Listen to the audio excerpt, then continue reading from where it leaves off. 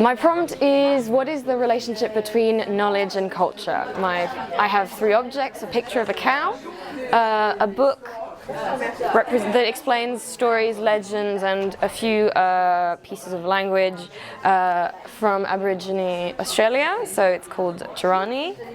And then I have a Nepalese knife, the kukri knife, that is Pick it up and show us. the kukri knife that is part of the traditional garb of the Gurkha soldiers. This one specifically is from the Air Force, as you can see. And I've used all three objects to explain three aspects of the answer that isn't fixed to this question. The first one is how culture affects perception, understanding, and the knowledge of something. So in this case, the cow. How in Switzerland we understand cows as ways to get money and ways to feed ourselves and others, obviously. And in India, it has much more sacred and religious connotations that are not the case in Switzerland. Alright, so my prompt is, why do we seek knowledge? And I have three objects. I have an old gramophone, a t-shirt from an acting camp that I went to, and my very first pair of point shoes. If I had to choose one of them, I would probably choose the t-shirt, because it illustrates the point that you learn to solve problems and you learn to, in everyday life, you use that knowledge to get better and to solve everyday problems. For example, I use a lot of acting in my oral exams to still appear calm and collected.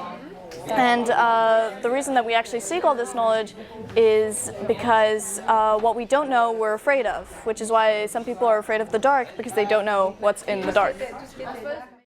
Okay, this is my prompt. Does some knowledge belong only to particular communities of knowers? I have taken these three objects because I think in their own way they each reply or give a slightly different point of view or understanding to the prompt. My favorite, or the one I find most interesting, is these religious bracelets that I bought without knowing they were entirely religious. I bought them in Lourdes, which is a famous pilgrim site, when I was, I think, around the age of 7. And I didn't know the significance of the place I was in, given that I am not, as I said, religious, nor did I know the significance this bracelet could have to someone who was practicing Catholicism. Even today, I am not able to fully grasp the extent to which it could be significant to someone of the Catholic religion, given that although I've acquired more religious understanding since the age of 7, I still am not practicing, and so I'm not able to fully grasp what it could mean to someone else. That knowledge is limited to people of that community, to people of the Catholic community, and not to me. So my prompt is, why do we seek knowledge?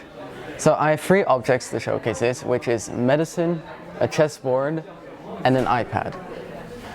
In my opinion, the iPad showcases this prompt the best, because in itself, the point for the fear of the unknown is it's a good point to make. It's a good point to make that people can research whatever they want to answer any of their questions.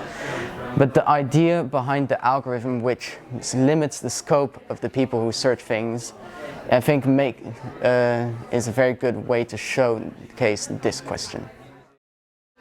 Alors mon sujet, c'est nos connaissances dépendent-elles de nos échanges avec d'autres sujets connaissants. Alors j'ai choisi 3 objets. J'ai des boutons, des tickets de cinéma et un livre de tagalog. Alors le livre de tagalog, je trouve que c'est très intéressant parce que quand j'étais petite, je connaissais le tagalog, c'était ma langue maternelle. Et quand j'ai déménagé, j'ai perdu la langue et je la connaissais plus du tout. Et puis quand j'ai essayé de la réapprendre, je me suis rendu compte que c'était très difficile d'apprendre sans interaction avec les autres personnes. Et aussi que si j'avais continué à interagir par exemple avec ma mère qui parle le tagalog, j'aurais pu garder cette connaissance encore aujourd'hui. Bonjour, mon TOK Exposition répond à la problématique de nouvelles connaissances peuvent-elles modifier des croyances ou des valeurs établies. Donc mon premier objet c'est une peinture de Adolf Hitler. Mon deuxième objet c'est un chapelet béni par le pape qui appartenait à mon papa. Et pour finir, mon dernier objet c'est mon réveil qui est 3 minutes en avance. Donc je pense que l'objet le mieux présenté sur mon TOK Exposition, c'est mon objet numéro 1. Car en fait, je demande aux gens ce qu'ils pensent de cette peinture et leurs valeurs qu'ils mettraient à la peinture. Et je leur redemande la même question après leur dire que l'artiste est Adolf Hitler. Et si l'opinion change, je leur demande pourquoi. Et la réponse est bien évidemment parce que Adolf Hitler n'était pas une personne très gentille dans l'histoire. Et cela mène à la question, comment devrait-on juger l'art? Parce que l'art devrait-il objectif et juste regarder le contenu et comment il est peint? Ou bien est-ce que la subjectivité que nous, en tant que visionneurs, je ne sais pas si ça se dit, ou bien que l'artiste met dans le tableau, joue un rôle dans l'art? Et si l'art de Hitler est dévalorisé à cause de ses opinions et ses croyances avant, pourquoi est-ce que l'art de Picasso est-il valorisé? Car Picasso était à l'époque, et toujours maintenant, il est connu pour être misogyne et il était public d'être misogyne.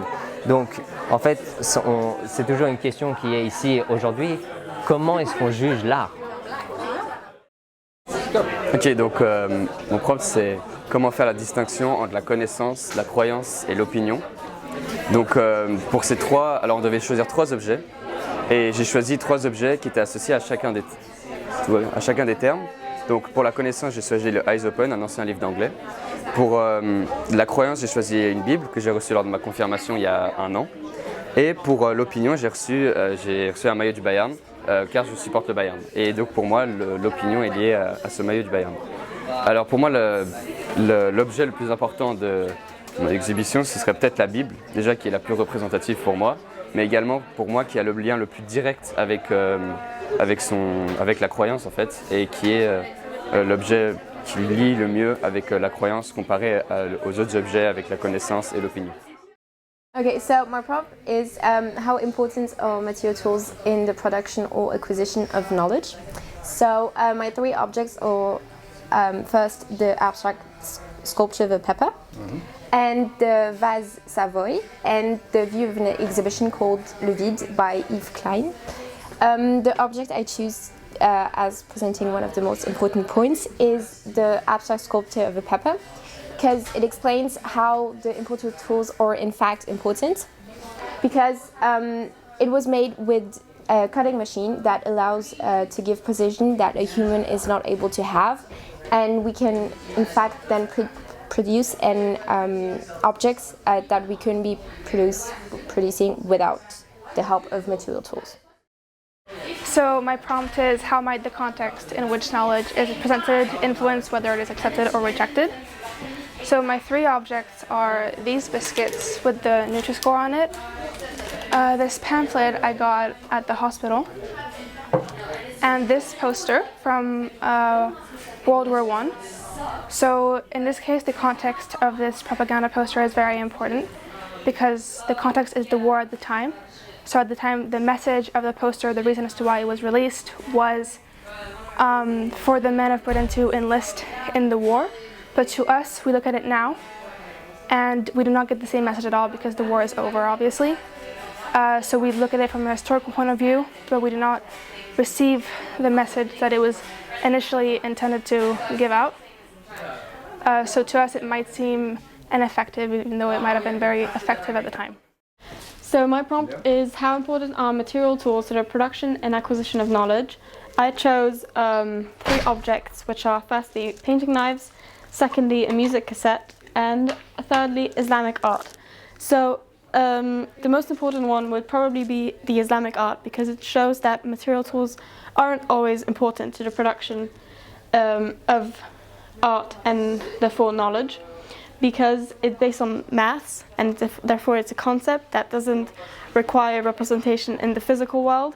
And the tools that these artists use are mostly immaterial, such as an eye for proportion, an understanding of mathematical principles, and a dedication to precision. So the prompt I chose was, does some knowledge belong only to particular communities of knowers? And my three objects are my flute, my tap shoes, and my Persian textbook. And the object I find the most interesting is this textbook, since, well, I've always wanted to learn Persian, since my whole family speaks Persian, but I don't. And so I tried learning Persian with this little textbook. But then I actually abandoned at some point because I really didn't manage and I wasn't in the language, I wasn't in the country. And then I learned that there was something called the language acquisition device, which is like a concept developed by Noam Chomsky and Steven Pinker, which is something that's only present in children. And so basically, if you are older than 10 years old and you're not fully in the country and like in the language, immersed in the language, you can't learn a language and speak fluently. So that means that language acquisition and language is a type of knowledge that excludes a community like adults or young people that are older than 10. So the prompt I chose is, how does the way that we organize or classify knowledge affect what we know? So my three objects are this CD that my dad burnt for me and my sister in 2010, this puzzle that is purposefully not finished, and a Tito Pioneer membership booklet. So the most important point I'd say is that third object, because it shows how bias and perspective can influence what pieces of knowledge we remember or forget or emphasize. So these are the Pioneer booklets that my mum actually got when she was growing up in Yugoslavia. And she was taught by the education system and just by the whole environment that Tito was a good, influential father figure that she could look up to and trust. Whereas another person living in maybe Western Europe would perceive Tito as a bad person just because of his link to communism that we have been taught to say is bad, and it's kind of a taboo subject. So the way you grow up and what sort of environment you've been brought up in influences what you know. I picked the prompt, why do we seek knowledge? My three objects are the record player, which I didn't bring in but I brought a vinyl in, a football t-shirt that I got when I was younger when I lived in Serbia, and this Russian army coat used during World War II. And for me, the most important point is the coat, because I can link it to seeking knowledge for an advantage, and the Russians had an advantage with this coat during World War II because it kept them warm during the winter and gave them an advantage over the Germans. Alright, so my prompt is, what role does imagination play in producing knowledge about the world? And my three objects are my first violin, penicillin, and my mother's pregnancy diary. And so the point that I would like to make is about the penicillin, because the penicillin was, it was accidentally discovered by Alexander Fleming in 1928 when he harvested Staphylococcus, and he came back and he found penicillin notatum in the pot. And where imagination comes into there is how he pushed himself using his imagination to generate a hypothesis, and how he didn't just let it slide. And that kind of ties in with whether we think that imagination